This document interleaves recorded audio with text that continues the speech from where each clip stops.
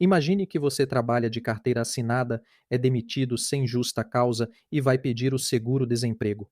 Quando faz o pedido, descobre que ele foi negado porque seu nome consta como sócio de uma empresa. A lei diz que o seguro-desemprego só é pago a quem não tem renda própria suficiente para viver.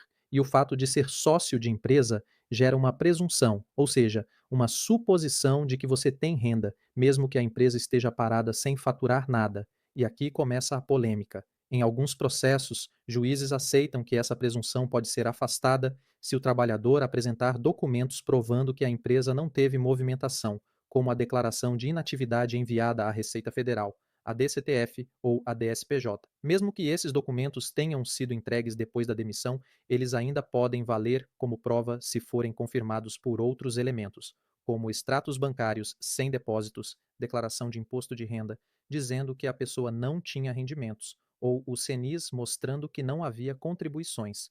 Por outro lado, existem decisões que exigem que a prova seja estritamente contemporânea, ou seja, feita no mesmo período da demissão. Para esses julgados, se a demissão foi em janeiro de 2018, por exemplo, não adianta apresentar uma declaração de inatividade feita em 2020. Nesse entendimento, só documentos feitos na época da demissão seriam aceitos para afastar a presunção de renda. No caso que está sendo julgado agora, uma trabalhadora de Minas Gerais foi demitida e pediu o seguro-desemprego. Ela apresentou documentos mostrando que as empresas das quais era sócia não tinham atividade, mas esses documentos eram de anos depois da demissão.